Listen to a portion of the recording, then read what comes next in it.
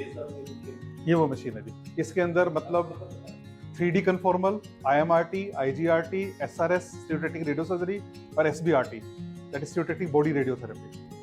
अगर ब्रेन का नाम ले तो SRS बोलते हैं, अगर वो एक्स्ट्रा क्रेनियल रेडियो सर्जरी कर रहे हैं उसको SBRT बोलते हैं, यानी कि अदर देन ब्रेन, यानी कि होल बॉडी के अंदर जहाँ पे भी आप जी अराउंड 25 से 26 करोड़ रुपया है CT सिमुलेटर और ये मिला के।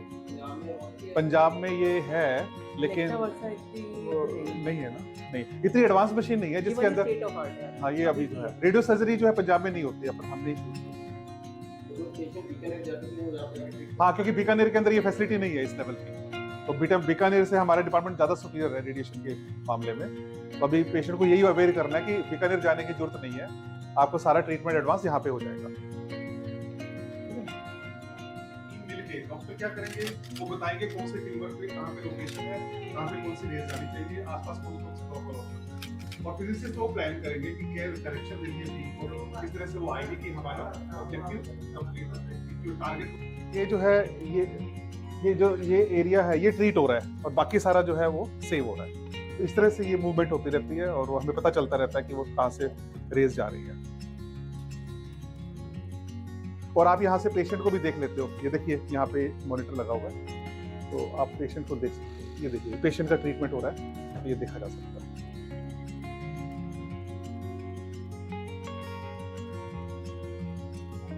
ताकि पेशेंट अगर हिल जाए, और यहाँ से जो माइक से पेशेंट से बात हुई, अगर कोई इंस्ट्रक्शन देनी हो, मान लीजिए वो कुछ चाह, ये रोबोटिक मशीन है पूरी। लाइट जला दो एक बार, वो देखो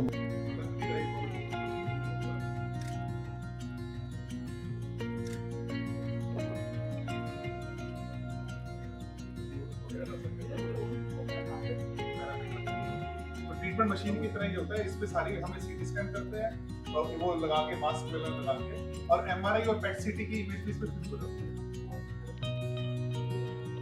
तो हर पेशेंट की सारी प्लानिंग जो है हम इसके ऊपर करते हैं। क्या चार्ज है यहाँ पे सीटी के? सीटी का हमारा आयुष्मान भारत में तो फ्री है, ये तो हमारा कॉम्प्रिहेंसिव है। जैसे 5000 में सीटी भी हो गया, ट्रीटमेंट भी हो गया, पूरे महीने का ट्रीटमेंट हो गया। ये एकदम फ्लैट होती है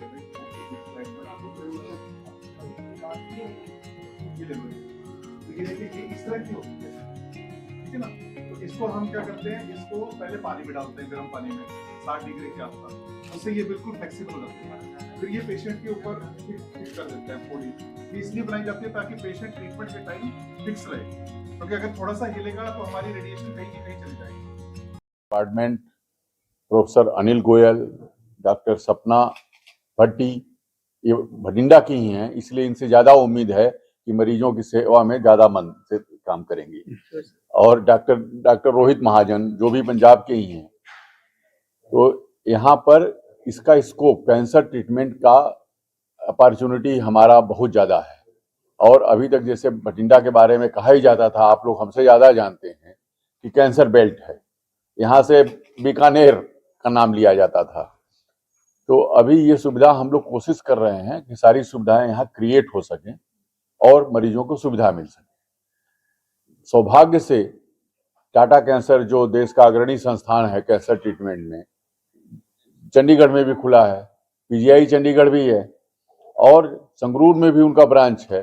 अभी हम लोग कैंसर ट्रीटमेंट ग्रिड बनाने की कोशिश कर रहे हैं, जिससे कि एक जगह की सुविधा का इंफॉर्मेशन दूसरे मरीज को मिल सके। अगर भटिंडा में उनकी वेटिंग ज़्यादा हो और दूसरी जगह उस पेशेंट की वेटिंग कम हो तो हम उनको रेफर कर सकें।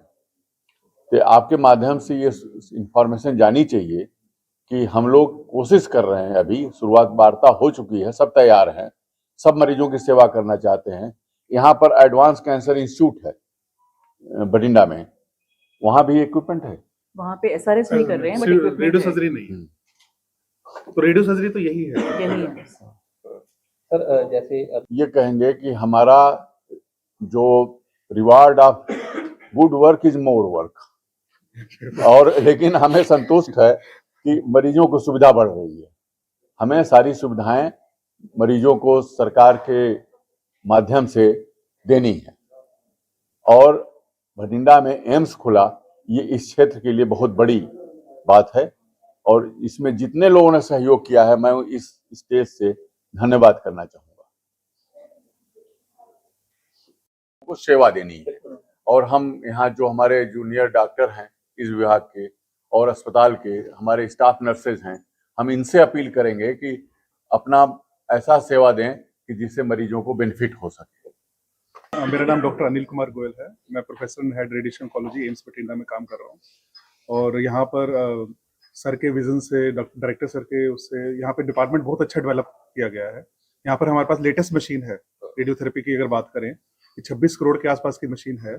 साथ में सीटी सिमुलेटर भी है हमारे पास। सीटी सिमुलेटर मतलब वो मशीन की तरह ही है, लेकिन उसमें प्लानिंग की जाती है ताकि ज्योमेट्रिकल ऑप्टिकल प्रॉपर्टी सेम रहे और वो सिमुलेट करता है। सिमुलेटर मतलब वो सिमिलर है टू मशीन, लेकिन उसमें ट्रीटमेंट नहीं होता। उसमें सीटी स्कैन होता है और वो सारे पैरामीटर्स चेक करते हैं। तो वो है हमारे पास एडवांस। 4D स्कैनिंग कर सकते हैं हम मतलब मोशन को भी, जैसे कोई मूविंग टारगेट है, जैसे लंग कैंसर है वो मूव करता है रेस्पिरेशन के साथ, हम मूविंग टारगेट को भी उसमें ट्रीट कर सकते हैं, मूवमेंट को भी ले सकते हैं स्कैन के अंदर। तो सबसे ज्यादा एडवांस मशीनें हैं जो टाटा में है, जो एम्स में है। ये हमारे ऊपर आती है रिस्पॉन्सिबिलिटी कि हम उसको मैक्सिमम यूटिलाइज करें ताकि मैक्सिमम बेनिफिट पेशेंट को जाए। हमारी मशीन कोई भी बिना उसके ना रहे। हमारी यही वो है कि मशीन का, जितनी महंगी मशीन हमें मिली है तो हमारी इसके ऊपर जवाबदारी है कि हम इसे मैक्सिमम यूटिलाइज करके पब्लिक को बेनिफिट दें। पेशेंट अभी ओपीडी बढ़ी है कुछ? हाँ जी, काफी बढ़ गई है ओपीडी। हमारे पास 60 से 100 पेशेंट आ जाते हैं एक दिन के अंदर, लगभग सुबह शाम मिला के। उसमें फॉलोअप के भी होते हैं, नए पेशेंट भी होते हैं। तो सारे पेशेंट की बात कर रहा हूँ। वार्ड हमारा 100% ऑक्यूपेंसी रहती है। हमारे वार्ड के अंदर हमारे पास 20 बेड है जो कीमोथेरेपी के वार्ड है। रेडियोथेरेपी पे हमारे 60 से 70 patient on couch daily radiotherapy लेने आते हैं। ओपीडी बेसिस पे भी आते हैं, जो दूर वाले हैं उनको हम एडमिट भी कर लेते हैं ताकि सपोर्टिव केयर भी हो जाए। अगर खर्चे की बात करें तो बाहर से बहुत कम खर्चा है। जैसे मैं बताऊं कि IMRT जैसे बोलते हैं, IMRT का 5,000 रुपया ही है पूरे ट्रीटमेंट का, अगर जिसके पास आयुष्मान भारत नहीं है, कोई भी कार्ड नहीं है। अगर वीमेट की बात करें जो एडवांस ट्रीटमेंट होता है, वीमेट का 7500 रुपया है। रेडियो सर्जरी की बात करें तो 1500 रुपया है, तो 15,000 रुपया है, मतलब ये जो सर्जिकल प्रोसीजर है। अब बाहर वो 6 से 10 लाख रुपया है। तो वो पेशेंट, मतलब ये चीजें लोगों को पता ही नहीं है इन चीजों के बारे में। मेरा नाम डॉक्टर सपना भट्टी है। मैं एडिशनल प्रोफेसर हूँ department of radiation oncology AIIMS Bathinda में। और मैं कुछ कहना चाहूँगी रेडियो सर्जरी के बारे में, जो यहाँ पे हमने फर्स्ट टाइम टेक्निक यूज़ की है। और यही नहीं, पूरे सारे के सारे गवर्नमेंट कॉलेजेस या हॉस्पिटल्स ऑफ पंजाब में ही फर्स्ट टाइम यूज़ हुई है ये। और यहाँ ये एक स्पेशलाइज्ड टेक्निक है जो कि मिनिमम से मिनिमम टाइम में ज़्यादा से ज़्यादा डोज और विदाउट यूजिंग एनी एनेस्थीसिया या any kind of complication patient के मैलिग्नेंट लीजन को ट्रीट करने में सक्षम है। हमने अभी 2 पेशेंट्स को ट्रीट किया है, जिसमें से एक को बिनाइन लीजन है और एक को मैलिग्नेंट लीजन है।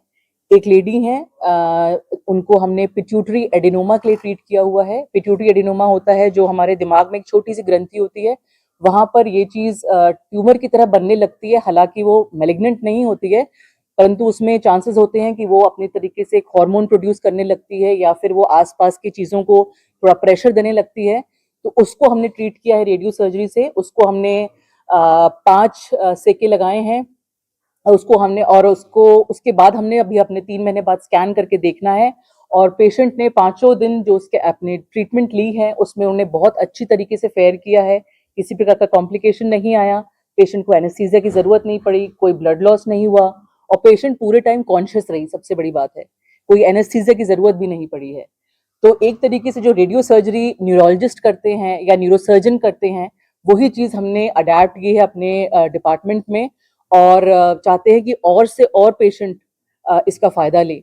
उसी प्रकार दूसरे पेशेंट जो हैं गुरजंट सिंह जी, जिनको हिपैटोसेलुलर कार्सिनोमा था, और इसका यूजुअल जो ट्रीटमेंट बाहर किया जाता है वो होता है टेस, जो कि काफ़ी महंगा होता है और जिससे लिवर के एंजाइम सारे डिरेंज हो जाते हैं और जिससे लिवर पे बहुत ज़रा प्रेशर और बहुत इफेक्ट पड़ता है।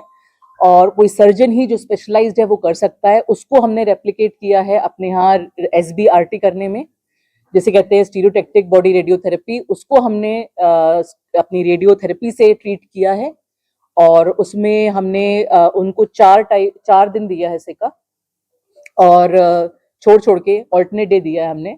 और उसमें भी पेशेंट ने 4 दिन, आपके सामने खुद बैठे हुए हैं पेशेंट, के कितने कंफर्टेबल हैं, बिना किसी पेन के और बिना किसी ब्लड लॉस के, बिना किसी एनेस्थीसिया के। और पेशेंट ने, दोनों ही पेशेंट बहुत अच्छी तरीके से अपना पूरा ट्रीटमेंट कंप्लीट करके हमारे सामने बैठे हैं और आगे रिजल्ट्स हम उनके एमआरआई और स्कैन्स पे देखेंगे। तो यही आपको बताना था कि आप ये चीज़ों को, अवेयरनेस को अधिक से अधिक पेशेंट्स को दें ताकि वो इस चीज़ का लाभ उठा सकें। मैम किस तरह की बीमारियों के अंदर ये मतलब ये कोई भी मेलिग्नेंट बीमारी हो या मेट्स हो या इवन छोटी बिनाइन लीजन्स हो, जैसे कि कभी आपके यहाँ पे हिमैंजियोमा हो जाता है, ब्रेन में आर्टरीज में क्लॉट हो जाते हैं, या फिर ट्राइजेमिनल गैंग्लियोमा होता है या ट्राइजेमिनल न्यूरैल्जिया होता है, जो पेन्स होते हैं, इन सब चीज़ों के लिए ये चीज़ें बनाई गई हैं। छोटी चीज़ों पे जो हम ज़्यादा फोकस कर सकते हैं और ज़्यादा डोज दे के जिनका इलाज किया जा सकता है, ये उन चीज़ों में बहुत कारगर सिद्ध हुई है, क्योंकि इसमें सर्जरी नहीं लगती और इसमें हम वाइटल स्ट्रक्चर से छेड़छाड़ नहीं कर सकते। तो इसमें हम बहुत अच्छी तरीके से सिर्फ ऊपर से रेज देके ट्रीटमेंट किया जा सकता है, जो कि नॉर्मल पेशेंट्स को पता नहीं होता है और वो सर्जन्स के चक्कर में घूमते रहते हैं। इस तरह के ਜਿਹੜੇ ਮਰੀਜ਼ ਹੈਗੇ ਨੇ ਉਹਨਾਂ ਨੂੰ ਕਿਉਂ ਚਾਹੀਦਾ ਕੀ ਲੱਛਣ ਨੇ ਮਤਲਬ ਉਸ ਚੀਜ਼ ਦੇ लक्षण मतलब बेसिकली उनको पता चल जाते हैं कि उनको इस टाइप की बीमारी है, कहीं पेन हो रहा है या कहीं छोटी गांठ हो रही हो, या उनको बताया गया हो कि उनको सर्जरी की जरूरत पड़ेगी कि उनकी बीमारी फैली है, या 2 से 3 लीजन है उनको, मतलब गांठें हैं जिगर में या लंग्स में हैं और छोटी हैं, लेकिन 3 या 4 सेंटीमीटर से कम है, 3-4 सेंटीमीटर तक है, मैक्सिमम 5 सेंटीमीटर तक।